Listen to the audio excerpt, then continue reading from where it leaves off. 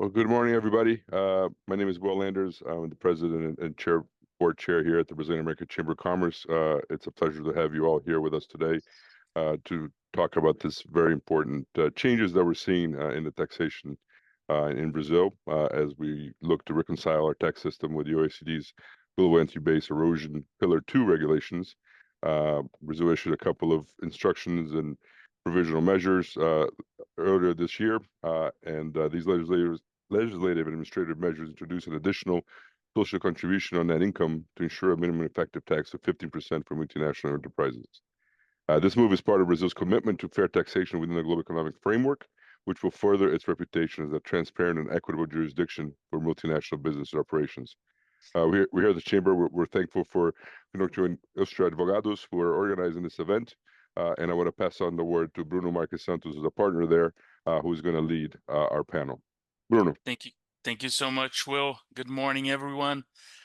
Such a pleasure to be here and to be able to address an interesting and new topic for everyone in Brazil.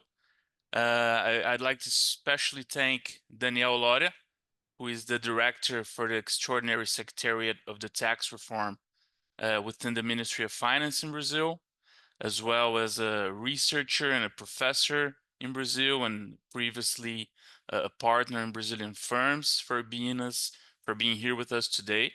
Certainly, you would add a lot of value to the discussion.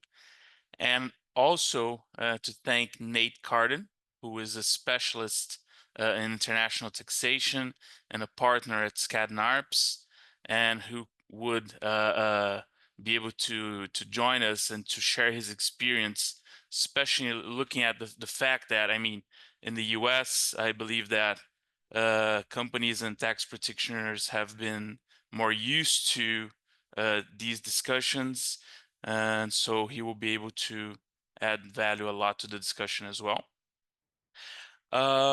Before we go into the more specific terms of how, I mean, of the very relevant terms that Pillar 2 and the Brazilian rules for the top-up tax would function, I'd like to ask Nathaniel if he can share with us a little bit on why Brazil is trying to pass this legislation, what is the general concept, and what should we expect from that, since it's something that really changes a lot from what we're used to seeing in Brazil. And we've seen Brazil moving towards a more international perspective with the new transfer pricing legislation and now with this. So Nathaniel, if you could share with us your comments on that, that's great. Sure, Bruno. It's a pleasure being here. Thank you to the Brazilian American Chamber of Commerce. Thank you, Will, Nate, and Bruno, for the opportunity to talk about Pillar 2. Well, I think we need to, for context here, be reminded that this is a global agreement that's been under discussion for over 10 years now within the OECD. Brazil has been an active participant in those discussions. We have colleagues from our Brazilian IRS here who are active participants at the OECD and its different groups. And the publication of this provisional measure here a few weeks ago is the culmination of this over 10-year process of negotiation and drafting of a global standard minimum effective tax rate for large multinational corporations. From a broader perspective, I would say that Pillar 2 is something that's fair and equitable and also can promote efficiency to the market. I would say that the main pillar behind Pillar 2 is trying to have a more level playing field, and with this, better conditions for competition among companies, less distortions in the market deriving from taxes, and also on a global level, an equitable share of taxes being allocated to each of the countries in which these groups are organized. We discussed a lot in the government. We all know that the qualified domestic minimum top-up tax, or the QDMTT, this minimum effective tax rate of 15%, it's one piece of Pillar 2 of GLOBE. It's only one piece, and we discuss this within the government that we should begin with this one piece of the QDMTT, but in the future we can have further discussions on progressing to other pieces of GLOBE as well, in particular the income inclusion rule and revision of our controlled foreign corporation rules, or CFC legislation here in Brazil, which is quite ancient. So let's see. I would say that this is a happy piece of legislation because it shows that Brazil is really committed to the global agreement and to global standards of taxation, together with transfer pricing. We're also undergoing a massive VAT reform here in Brazil, the reform of taxes on consumption. We really want Brazil to get closer to these global standards. We do believe that this is very productive. I mean, this can generate a much better business environment here in Brazil, attract more foreign investment, and make Brazil fit in with the other countries much more than it has so far. I think that Nate can talk a little bit more about the perspective of a US lawyer on Brazilian grounds, doing the deals here in Brazil. And we worked together when I was at the private sector, we worked together a few deals and the challenges that Brazil poses to foreign investors, you know, and hopefully by doing Pillar 2, transfer pricing, VAT, etc., we're making our Brazilian tax system a little bit better one day at a time. So I think that that's the general context, Bruno, of Pillar 2 and how the administration thinks about Brazil's insertion in these global arrangements.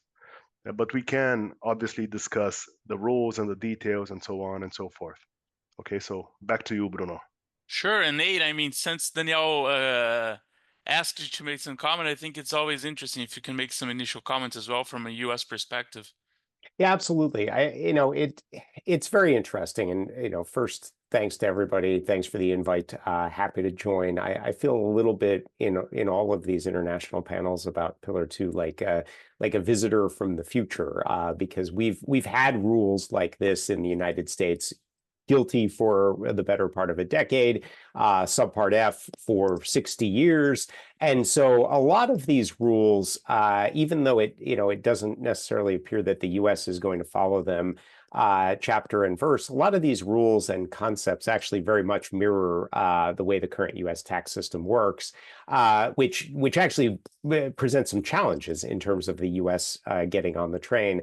But I do think it is helpful for those of us that work in the international tax arena to see countries trying to move toward at least a common set of principles. Whether all of the GLOBE principles are exactly the ones that I would pick, we could put a pin in some of those policy choices and debate them for a long time. But I think at a high level, the fact that Brazil, whether it is, the adoption of kind of arm's length principle from a transfer pricing perspective, or, moving into the Pillar 2 framework from a general international tax perspective, I think the fact that Brazil is moving in this direction is going to be, a huge benefit to international investors that are looking at the market, because it just makes it easier to understand, what are the likely tax consequences, and it allows Brazil to compete on a more level playing field,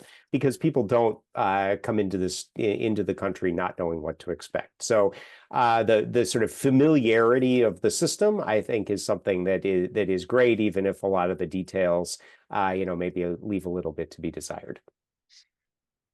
Yeah, for sure. I mean, this is something that, although a challenge, and of course with some additional complexities and potential room to argue on the best way to have this done from a global perspective, it's something that initiated a long time ago at the OECD. And I mean, a lot of countries are moving towards this, so maybe it wouldn't make sense for Brazil not to participate in this in some way. And of course, we have Daniel and a bunch of other people thinking on the best way to have this implemented within our country. And we all always have to be in a certain way positive and think that it's a good thing. And actually, I do think it's going to, on a high level, do exactly that. I mean, to level the playing field for companies doing business in Brazil and for everyone. Daniel, just another thing I wanted to ask. I mean, I know we had a provisional measure issued, and also along with that, which is, I mean, this is one of the very positive things that I think that the government is doing right now as well. I mean, we had the provisional measure, and we already have the regulations issued by the tax authorities, which is great. I mean, I don't know, I think it's the first time or almost the first time we had that, and we can see the law, how it's going to be structured, and actually the regulations. And from what I know, the regulations are being, I mean, the normative instruction is being subject to a public consultation, and the bill of law is going to be approved by the end of the year, or expected. And I mean, it's under discussion in the Congress. Do you have a sense of when we would have, I mean, this implemented, if everything goes along, and like 2025 would be the first year that companies would need to comply with this, right? That's right, Bruno. Tax year 2025, but actual compliance obligations only in 2026. Oh, all right. Yeah, we did it through a provisional measure, which is this quite Brazilian way of doing things. It has the force of law, but it is enacted by the executive branch, and Congress has to vote on it. And if Congress can reject it, of course, but it becomes effective immediately. So if Congress doesn't do anything by the end of the year, in January, we're going to have Pillar 2 effective in Brazil already. If Congress votes in favor of it, obviously we're going to have it in effect. And if Congress rejects it, which I believe is very unlikely, it would not go through. The way that we did it, we published the provisional measure together with regulations, like I said, normative instruction. We chose to do that because the QDMTT is quite innovative from a Brazilian legal perspective. Yep.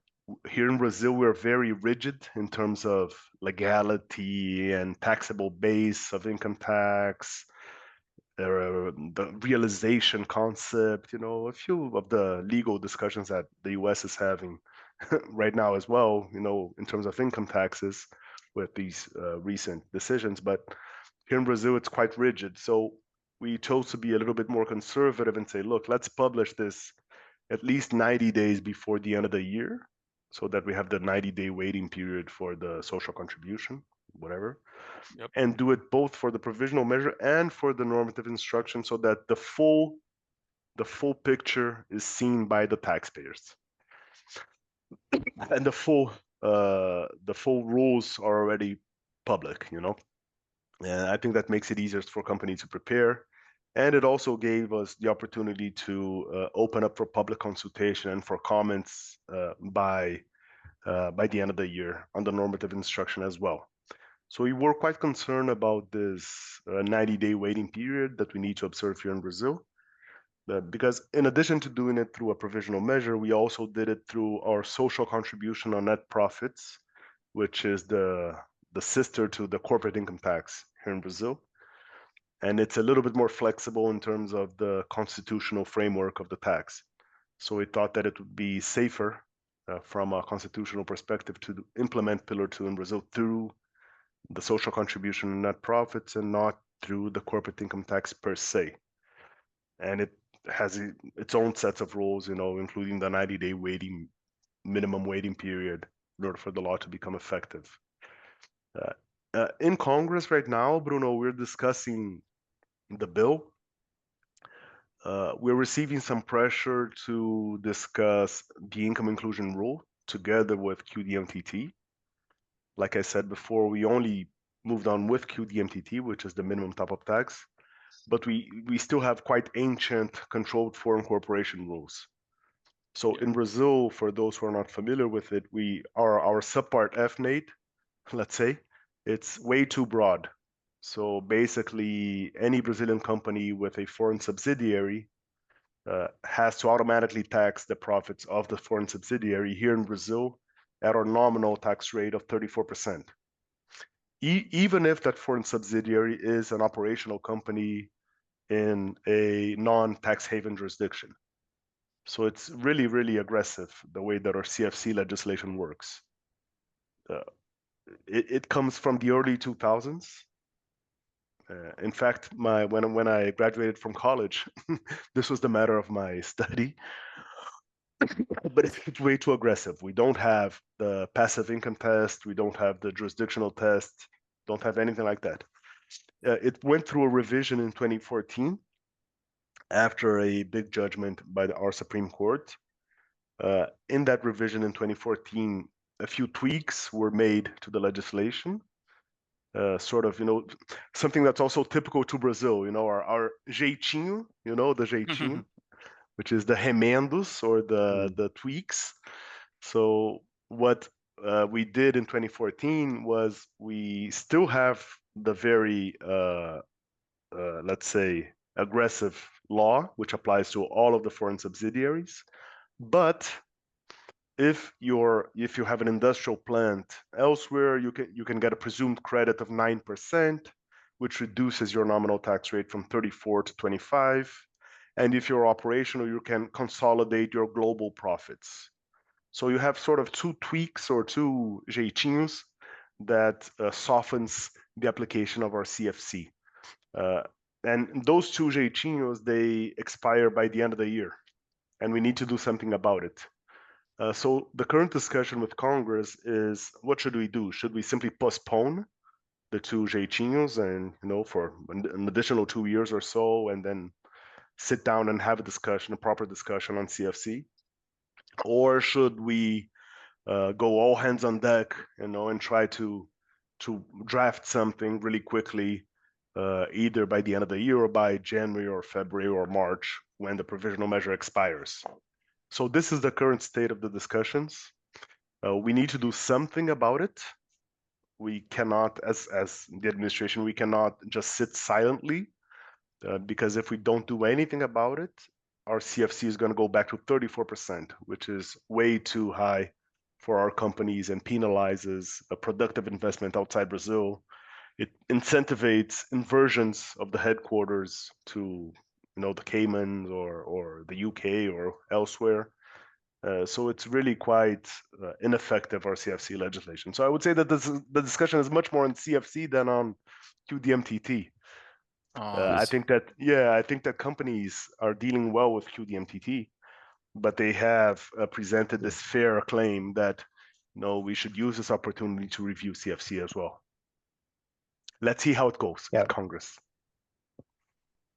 It's really interesting, right? Because so much of that resembles the discussion that we have in the United States about guilty, right, and subpart F, right? And one of the things that I think very much gets overblown are the differences between the U.S. system and the IIR rules, and there are some real differences, but if you sort of look at the totality of our system on balance, right, and compare it to the net results that you'll see under an IIR, the guilty system does result in fairly significant amounts of top-up tax, and it's relatively rare that if you push your guilty down, you don't end up with globe rates that are close to the broader jurisdictional minimum. So I guess I wonder, it almost sounds like Brazil is in a little bit of the same situation where, maybe rather than adopting the complexity of IIR, if you fix your own CFC rules and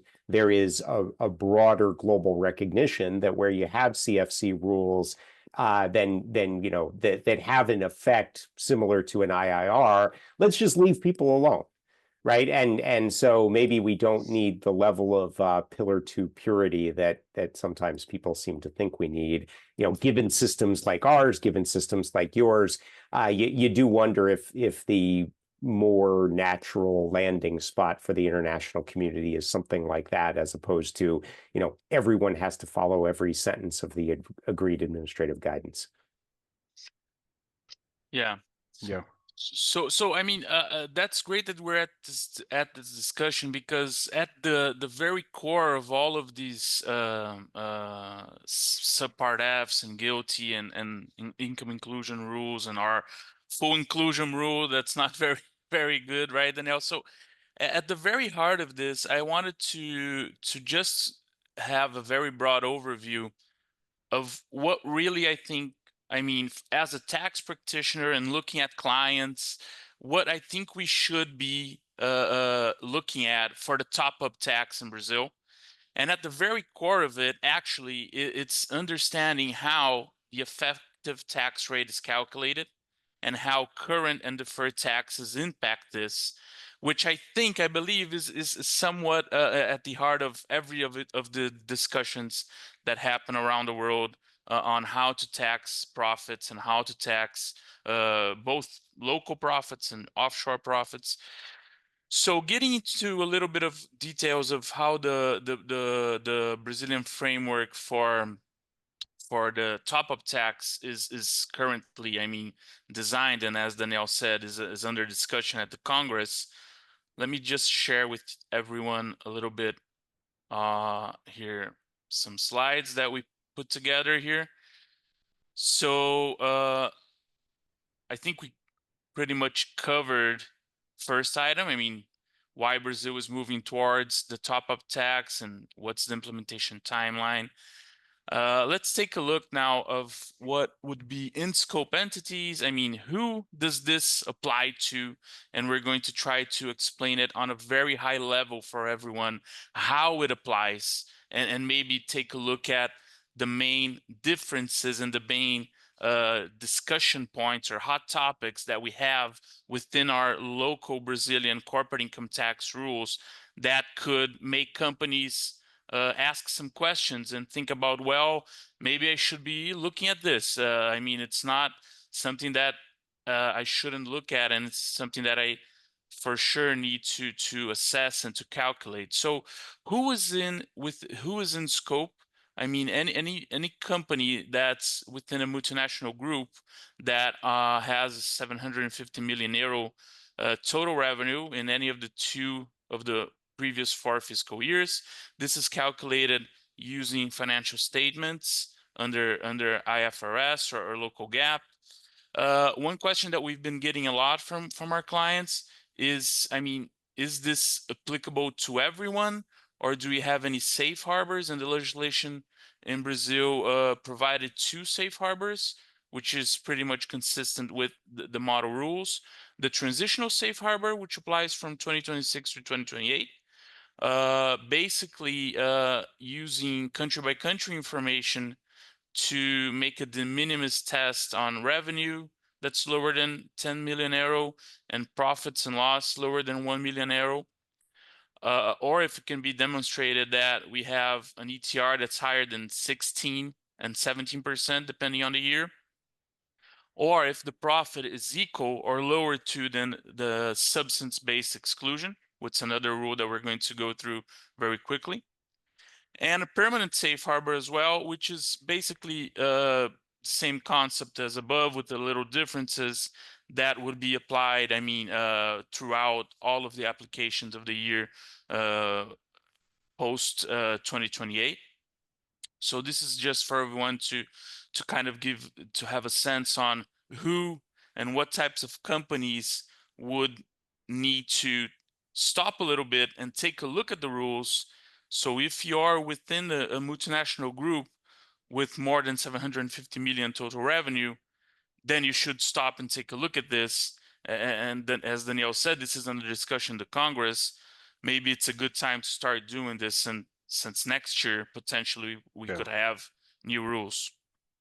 Bruno, I received the other day a call from a former client of mine who said, look, we only operate in Brazil, but we have this Luxembourg subsidiary that we use to issue notes abroad.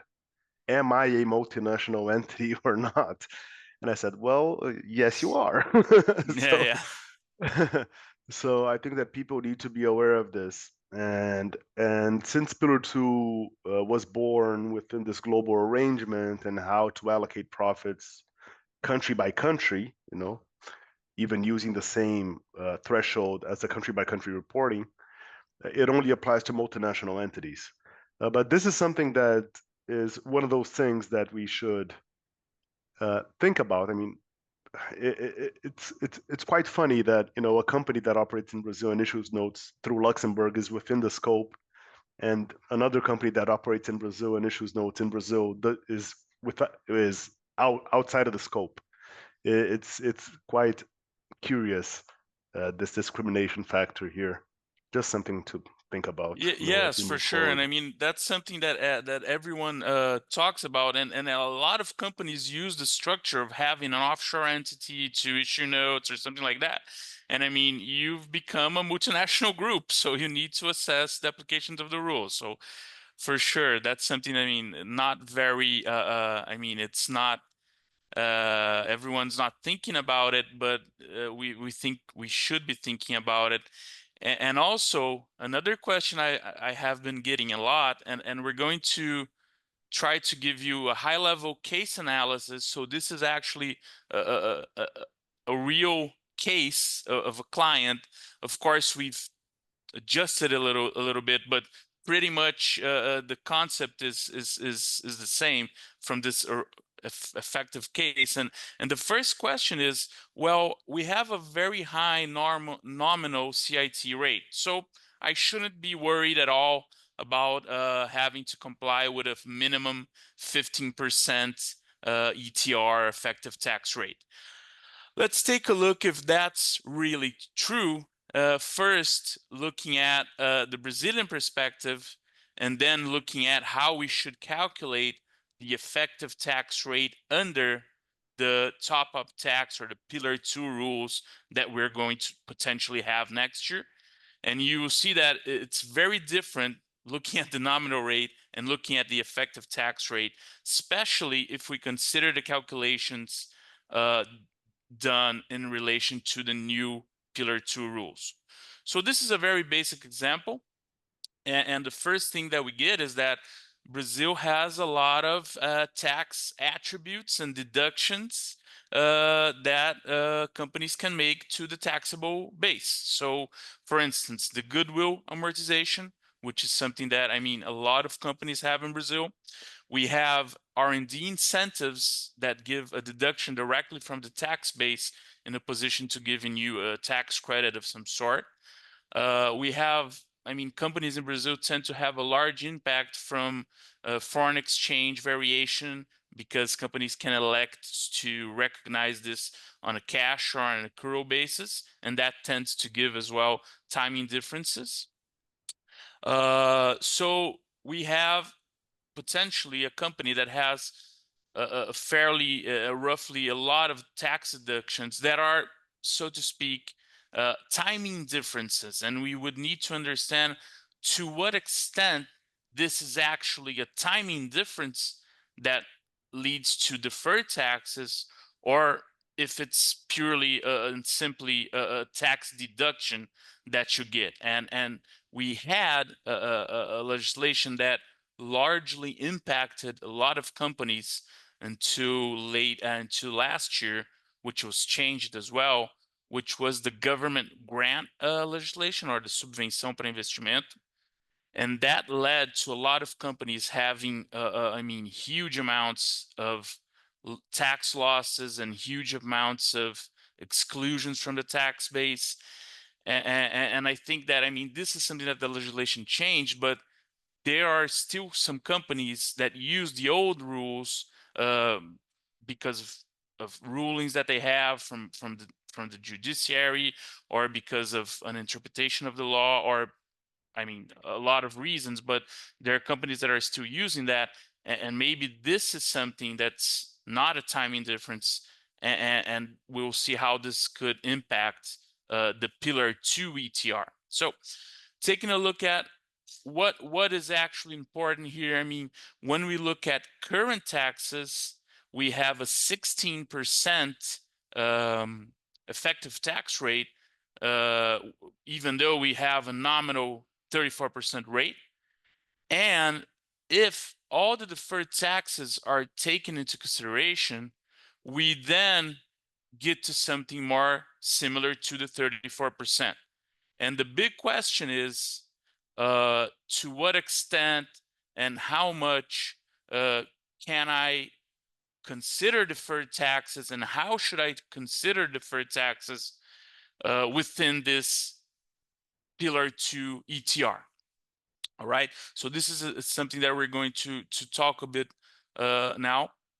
And I think that there are two very important aspects to look at. I mean, the first analysis that the company will need to make is my profit, my accounting profit, in line and the same as the globe income? So there, I mean, the basic, very roughly speaking, two adjustments that the company would need to look at in order to calculate Pillar 2 ETR is the accounting profits and to what extent that is in line with globe income, and there are some adjustments there. And of course, the adjusted covered taxes, because these are going to be the two elements for calculating the jurisdictional ETR or the Pillar 2 ETR. So I don't know if Nate or Danielle has any comments here, or as I'm just moving along here. I have a couple, and then let maybe Daniel speak to some of the theory and within Brazil. But I guess this is a great slide in the sense that I think it illustrates one of the big challenges that Pillar 2 creates, and that I think should have it on the radar of chamber members, right? Because there's a whole lot of work going on here, right, to basically get you from a nominal tax rate of 34 down to a rate with adjusted covered taxes of 33. Right, and 750 million euros is actually not a huge number in terms of worldwide turnover that brings you into this system. And so one of the things that I think a lot of, in particular, kind of mid-sized companies, and at least from a U.S. perspective, 750 million of annual turnover leaves you more in the mid-size than giant company category, is part of what's, I think, on the advocacy agenda is to really ask the question, like, is all of this worth it? In particular, the Pillar 2 decision to use deferred taxes really doesn't fit well with the United States tax system. And so a lot of the complexity that folks are facing is really just the fact that the two systems dovetail together quite poorly. And I guess, Daniel, from your perspective, is that also a challenge in Brazil, or does your system fit, more closely with the globe rules? Because I have to say, this is a whole lot of work, and these are stylized numbers, but to do the real numbers is going to cost companies a whole lot of money, right, to get from 34 to 33. Yeah, I would say that it's one of those things, Nate and Bruno, we were speaking a little bit before the webinar began. It's one of those global arrangements that people enter into and need to adapt in order to make it work, So I think it's a very high-level political decision to participate in the global agreement. And then once we participate in the agreement, the technical folks down here at the ministry, what we did is we tried to stick to the OECD standard. And in the OECD standard, in fact, deferred taxes are included in the effective tax rate calculation for purposes of the adjusted covered taxes. And indeed, this is something that's quite new to Brazil, because so far we basically ignore deferred taxes from a tax perspective. That's sort of a loop, but that's what we do. So deferred taxes is an accounting mechanism that we record for informational purposes. And now this is something that's quite new, that no, it's not only for informational purposes. You also need to consider that as if this was a tax due, right? A tax payable. And it's not really. But I think that we need to adapt. Goodwill is a great example of an item that pushes down the effective tax rate from a current perspective and not necessarily from a deferred perspective. Goodwill in Brazil, as I think the people know, is something that's amortized in the tax book. So companies get a tax deduction for goodwill, but it is not depreciated or amortized or nothing like that in the accounting records. So it's something that is a tax deductible expense, but it is not an accounting expense. So that's why it's hitting the current effective tax rate here. Something that's a little bit different is the foreign exchange variation. Brazilian law allows companies to go for the accrual basis or the cash basis. It's optional. And when they go for the cash basis, then the differences are also recorded in the accounting records over time. But it's different because then you do have the accounting hit in your P&L statement, either as a gain or as a loss, but then you're neutralized from a tax perspective over time. So these work differently, but that's right, Bruno. I think that they can meddle with the calculations of the effective tax rate. And there's a question in the chat about how Brazil is going to do about this. And I think that an interesting part of Pillar 2 is aligned with a reflection that we've been doing in Brazil in relation to the quality of our tax incentives. You know, every country has tax incentives. R&D incentives in particular are quite popular worldwide. We have them in Brazil, Europe has them, the US has them, and so on and so forth. You know, the IP boxes and whatever. So this is something that the government is quite keen on keeping, you know. Likewise, we're also committed to keeping our regional development incentives. I'm not sure if you have a slide on that, Bruno. But we have specific incentives for companies operating in the north and northeast of Brazil, which are Sudan, Sudene. And those are even in the provisional measure that we want to keep and, if need be, change the way that they work. So basically, what Pillar 2 is promoting is a discussion on the quality of the tax incentives. What are the tax incentives that we want to have? What are the benefits for the country of granting these tax incentives? And then for the ones that we really want to keep as a country, you know, then we should talk about the format. So is the format a pure tax holiday, like a reduction in the rate or an exclusion from the basis? Or are we going to shift to a format that's more financial or sort of a refund logic, which is something that Pillar 2 really pushes countries to do? I think that this is a huge discussion that we're going to face. You know, for example, there are companies installed in the north of Brazil that currently have a huge discount on the CIT rate to be there. And if we don't do anything, this will reduce their effective tax rate possibly below 15%. And at the same time that the government is passing Pillar 2, it's also committed to saying, look, guys, we're going to keep that incentive. So don't worry, you're not going to lose it. But in order to keep that incentive, we need to change the way that it works. And instead of being a 75% discount on the rate, we need to sort of flip it around a little bit, you know, and having you pay the tax and then the government refunding whatever is the grant that we want to give you. So I think this can be complicated. I think that this can have also cash flow implications. So I think that this is going to be a very interesting discussion for us to have, Bruno. Yes, for sure. And I think that's a pretty relevant topic. I mean, the Sudan and the Sudani investments that a lot of companies use and have made investments based on. And also something similar, you know, Daniel, that happened last year is that the government grant, which was a deduction from the tax basis, is now changed and is a tax refundable credit. So that's something that already changed, you know, and if we look at this example here, we would clearly see that under the old mechanism, it would have a huge impact on the Pillar 2 ETR if it was structured as the old mechanism.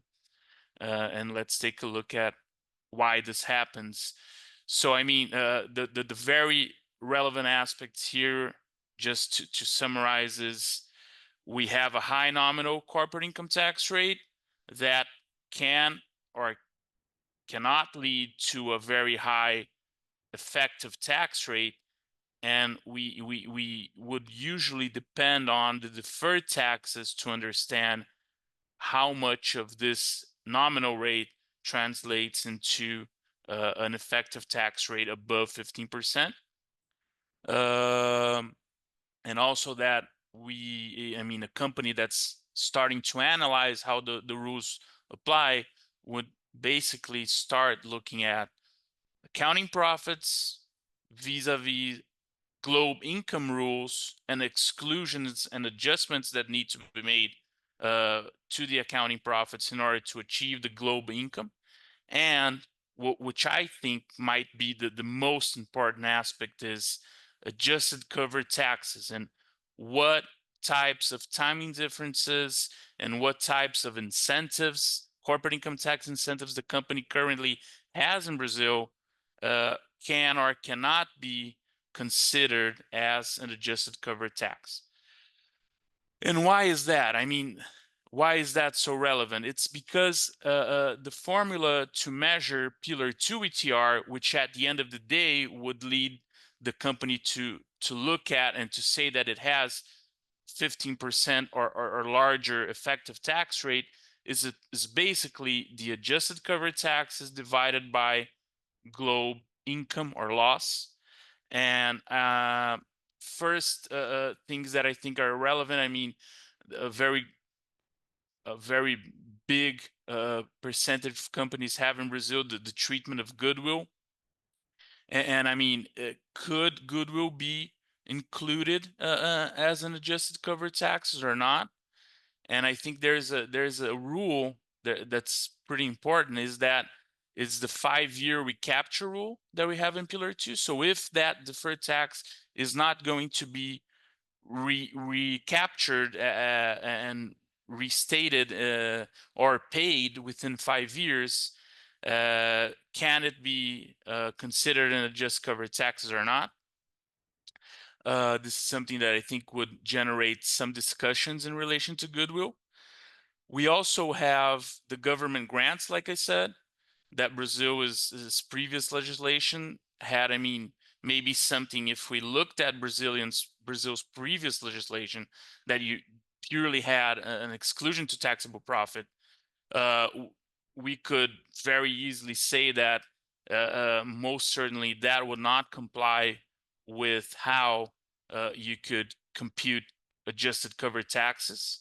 A lot of companies didn't even book a DTL, a deferred tax liability, for this portion of the exclusion, and we would have the 5-year rule capturing this and taking it out of the adjusted covered taxes. And this comes to another important aspect, is the uncertain tax positions rule that also can take out of the calculation some of the exclusions companies have. So, I mean, basically, I think there are 3 very relevant things when we look at adjusted covered taxes and concerns for Brazilian companies. I mean, we have the 5-year recapture rule, which might be something difficult for companies to look at, if they are effectively going to have that liability in the future or not within 5 years. We have a lot of companies that simply don't look at DTL and booking of deferred taxes in a detailed way, and should start doing that, and also keeping control of what's been happening. And also we have the uncertain tax positions, basically also potentially granting an adjustment to the covered taxes. And a very relevant thing is that companies need to recast, or in other words, to recalculate the deferred taxes to the 15% rate. And this could also lead to some impact on the Pillar 2 ETR, which would make it very different from the financial ETR and the financial income statements, and of course from the current and from the nominal rate as well. When we look at adjustments to the globe income, I mean, this is something that we might have a little bit less impact, but especially since we have a lot of fair value recognitions of assets and liabilities under Law 12973. This could, I mean, companies should look at if they are booking certain fair value adjustments to certain assets, and this should be also, I mean, under a lot of terms and conditions, but this should be in some way adjusted from the accounting income. A lot of M&A transactions give rise to this booking of fair value of assets under business combinations, and there's a specific set of rules for that in the legislation, but that could be as well something that impacts globe income. And of course, the interest on that equity has some special provisions in legislation. I feel that it's pretty much have been, I mean, it's maintained and it's not been very much impacted, but companies that book I mean, interest on that equity as an expense might need to reassess this in order to not have an adjustment to globe income. So, I mean, Danielle, Nate, please feel free if you have comments here. Oh, I think these are great points, Bruno, and really this, is where we, where the, I'm terrible with popular expressions, but these details are what really matter, when companies are calculating their effective tax rate and the impact of Pillar 2. I would like to comment on interest on that equity, or juros sobre capital próprio. Together with goodwill, I would say that this is a significant item as well because it is not treated as an expense in the accounting records. It is treated as income distribution, like dividends, from an accounting perspective and a corporate perspective. But from a tax perspective, they are deducted as if they were a financial expense. So this is something that hits the effective tax rate as well. The government is not very keen on interest on that equity. I think that this is public information. And not only this government, but the former government as well tried to revoke interest on that equity. So I think that this is a topic that is also gonna be interesting to follow. I think we're gonna have discussions on interest on that equity over the course of next year as well. I guess the only Go ahead. The only thing that I would add, right, is again, if you sort of step back and for those on the in the chamber who are thinking about this from a kind of policy agenda perspective, right? I mean, usually when you get to adjusted covered taxes and 5-year recapture and recapture exceptions for depreciation, that's usually when the number of participants in the webinar starts going down really fast. So I'm impressed that everybody stayed. But it also highlights, I think, the importance of what Bruno was talking about before, which are the emergence of these safe harbors, right? And I have to think from a policy agenda perspective in terms of engagement with folks at OECD and the international community more broadly, that encouraging safe harbors to avoid having mid-size enterprises having to do all of this work would be a very good thing. It's rare that I get 50 minutes into a webinar on Pillar 2 without talking about the US election, but one of the things that I think is very likely, right, at this point from a US perspective is that there will not be something that looks like an adoption of Pillar 2. I do think it's important to remember that even the prior administration's proposals that were quote unquote Pillar 2 compliant actually weren't, because Pillar 2 again doesn't really fit into our tax system well. Our tax system also doesn't have a deferred tax concept because the goal of the tax system is to collect taxes, not do tax accounting. And so I do think that, as folks are talking about what should be on the policy agenda, what countries that are interfacing with the OECD should be looking at, I think highlighting a lot of these issues and the fact that they create a need for safe harbors is really an important thing, and at least from my perspective would be a priority. And as you're looking to your counterparts in the US and what's likely to be on the US policy agenda, for for Pillar 2 as we move into the new administration and new Congress. I think again a lot of these kinds of safe harbors are going to be really important because most of this work, when you do all the numbers, right, most of this work ends up getting done to suggest, either that there's no top-up tax due at all, or that someone's Globe ETR, is 14.8. And is it really worth doing all this work in order to get a couple of pennies of tax around the edge? I don't tend to think so, but I don't know where other countries are going to come out in their policy advocacy there. Great, Nate. And I mean, when we look at this, I mean, even we're looking at on a high level basis here. We're looking at a glance, but imagine all the work that companies would need to do in terms of compliance to actually have this documented. And we will see further ahead that this is going to be something that needs to be filed before the Brazilian IRS. There are also Globe international filings. So for sure, it's something to look at. And I think when that comes up, looking at safe harbors is one of the most important aspects, right?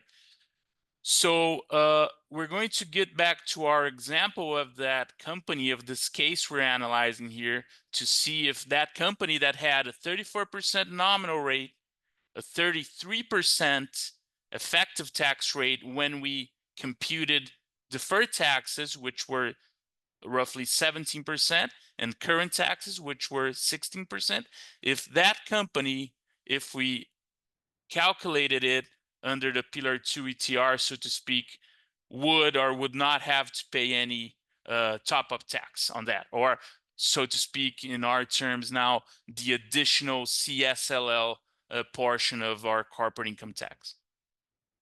And so basically what we did here was with that, we projected that there would be no adjustments to Globe income, although I don't believe this is going to be very true for most of the companies in Brazil. I think most of them would have at least some adjustments, especially looking at fair value booking of assets and liabilities. On the adjusted covered taxes portion of the calculation, the current taxes, I mean, there are not a lot of discussions there. Under the deferred taxes, the first thing is that they are recast at 15% and not at 34%, which what we would look at the financial statements in Brazil. Goodwill, under this example here, we would understand that it can be included in the deferred taxes for the adjusted covered taxes portion of the calculation. Government grant, on the other hand, looking at the old legislation, which just to remember, I mean, a lot of companies still use that in some way, especially looking at judicial rulings. We would not get that included in the adjusted covered taxes. And of course, I think that, as Daniel mentioned earlier, the foreign exchange accrual versus cash basis is something that's very, very, it's very, very clear. It's a timing difference. And I think, I don't see a lot of problems there. So when we look at that example that we had, the 34% nominal rate goes down to 19% Pillar 2 ETR under the calculation. So this is something that's very important. I mean, there is a certain huge adjustment to the nominal rate and a huge difference from the deferred taxes computation that normally a Brazilian company would do. So yes, I think that companies should be trying to assess what is the impact for them and trying to make at least a simplified calculation, because I mean, we are roughly 1 month away from 2025. And like Daniel said, if Congress approves this legislation, it will certainly get into play next year. And even if it doesn't, there are chances that companies would still need to look at this for the initial months and then see if the Congress approves and if the normative instruction and the provisional measures are renewed. So this is pretty important, I think.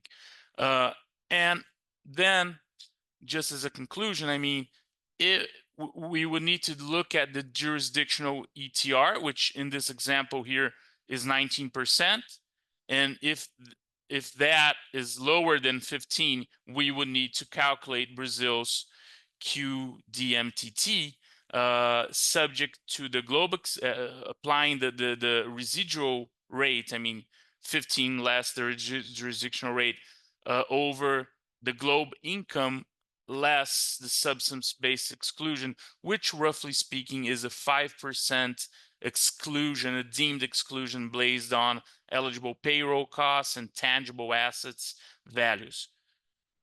In our example here, the ETR for the top-up tax stayed above 15%, which is what we would expect for most companies. So there would be no additional CSL to pay.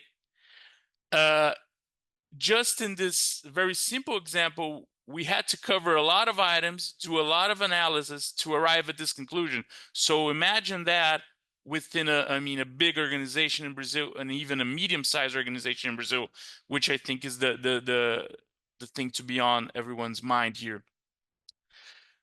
So Nate, Daniel, do you have comments here?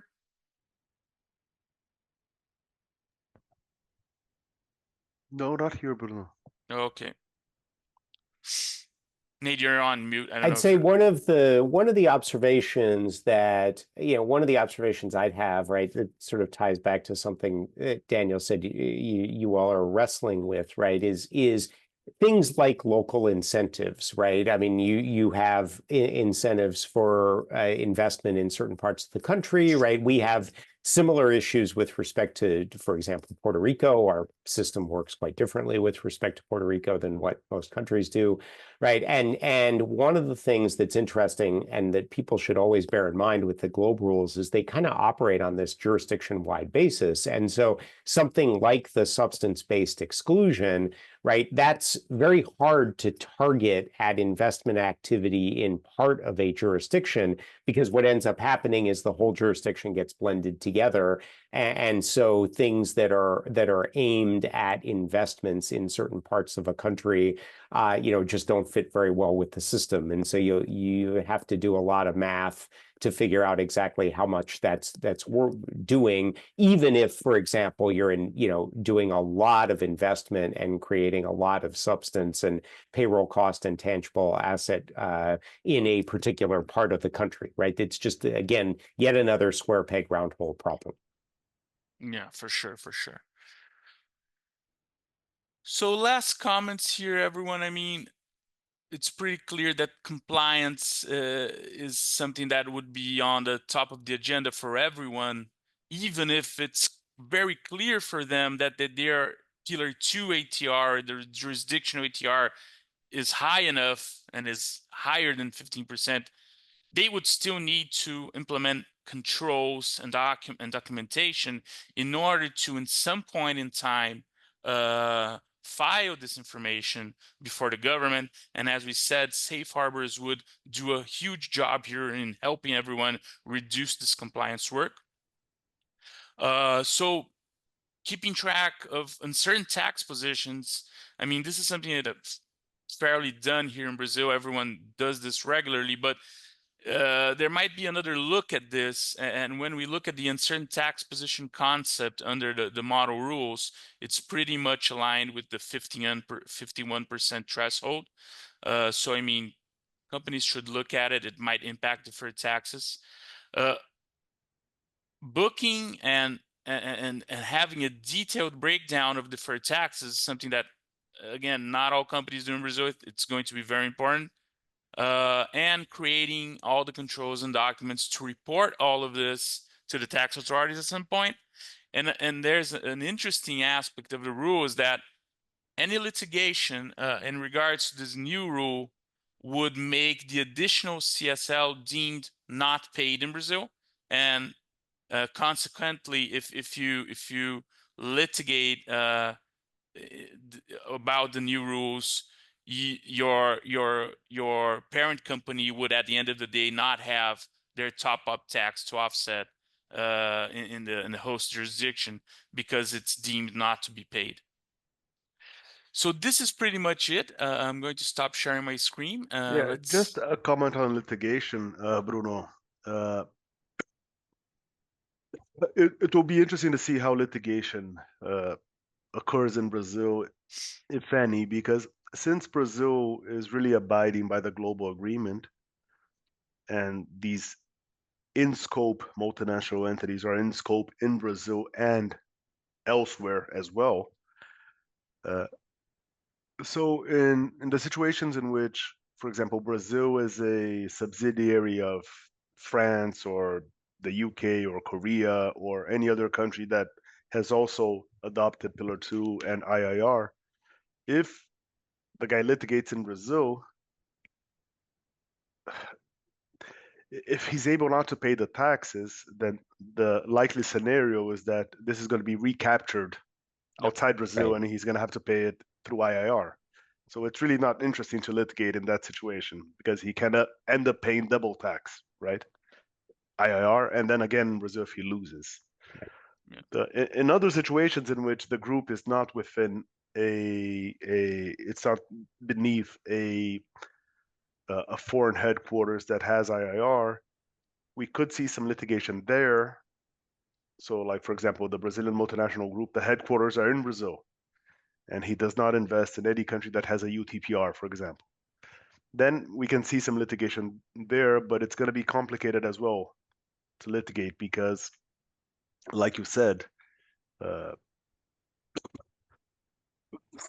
if he's not paying the tax, then sort of recaptures it through QDMTT. So it's going to be a tough one, I think, for our judicial courts to manage. Yeah, we've run into this issue with respect to, potential challenges, not just domestic constitutional types of challenges, but also investment treaty challenges, which are something that we've spent some time thinking about as a way that companies might also claim that application of certain rules, particularly the UTPR rules, which I don't think Brazil, if I understand it correctly, Brazil has moved forward with yet. Right. I mean, some of those, really do look pretty out of line with respect to traditional international standards. But Daniel, your point is absolutely right. To the extent that you litigate and win, you've still paid the tax somewhere else, and to the extent you litigate and lose, you end up with double tax. So I don't know how strong the incentives, on that front are going to be. One other comment that I'd make here, just for more of a practical point for folks that are out there listening to this, that's really important, and that I think is underappreciated, is at least in the deal markets that I participate in, is as you're doing transactions, particularly joint ventures, where you may have a controlling interest, or where the other party may have a controlling interest, and so they would be within these rules, even with respect to the entities that are not wholly owned.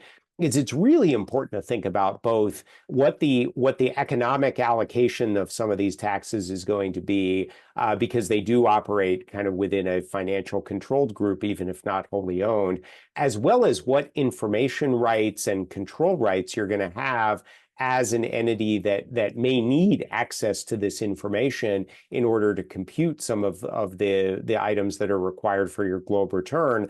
But candidly, in traditional kinds of joint venture situations, might not be part of the package of information rights that an investor would ordinarily have. That's an area where the market is very much in flux in terms of what's appropriate, both in terms of an allocation of taxes and an allocation of information rights. And I really strongly encourage people to look at that, because you're going to be stuck with this agreement for a while, and so making sure that you have the information you need to comply, is something that you want to think about in advance. It's a great point, Nate. I hadn't thought about that for one. Great, guys. Let me check if we have answers here. I mean, I think we mainly covered them already. If anyone has some last-minute questions. But again, I think at the same time, it's exciting to get these new. I mean, from a scholar perspective, so to speak, and from a tax practitioner perspective, it's exciting to have these new concepts in Brazil, looking at the day-to-day work that we will be doing with clients, and the clients that we need to do internally, Of course, there are some changes that are going to demand a few hours of work and a few dollars as well of investments. But at the end of the day, we're looking at a lot of changes in Brazilian tax legislation overall, and pretty much, I mean, having Brazil become a country that's more aligned to global standards, that's, I mean, a more business-friendly environment is good for everyone, even though we do have, I mean, certain challenges and things that will happen along the way. So as final remarks, Nate and Danielle, feel free, and then we'll just kind of wrap things up here. Just saying thank you again, Bruno. Always interesting to speak about Pillar 2 and to learn from different perspectives. Thanks, Bruno. Thanks, Nate. And thanks to the chamber again. Same here. Thank you all for the invitation. Very happy to do it, and good luck to everybody that's trying to wrestle with this, both from a company perspective and from a governmental perspective. Daniel, you have your work cut out for you. For sure. For sure. So Nate, there's one question that just popped up. Andre is asking if it's still probably under discussion, but the additional 15%, if it would be creditable in the US. And I think that's such a relevant question that Absolutely. I think it's worth. No, it's a great question. So broadly speaking, right, there's a notice that came out, and the Treasury Department is trying to wrestle with the question of creditability. I would broadly expect that domestic top-up taxes, right, CSLL type taxes, I would expect to be creditable. I mean, I think the general policy perspective of the US is that the label that a country puts on its own domestic income tax is probably not something that ought to make a difference in terms of creditability. IIR and UTPR are much more interesting, right? I mean, the notice that came out actually says that IIR is not going to be treated as a creditable tax. That's not directly relevant, I don't think, to folks in Brazil yet, but it is an interesting challenge because it's not obvious what the statutory basis is for saying that it's not creditable. However, there's sort of a math circularity problem that gets created if it is treated as a creditable tax.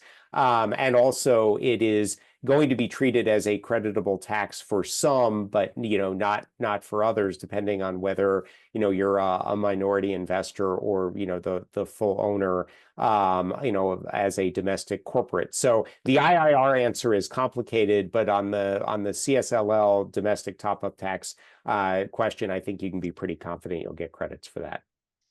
That's very comforting for everyone to know. Thank you, Nate. I mean, I want to really thank the chambers for having this time and for allowing us to use this space for the relevant discussion.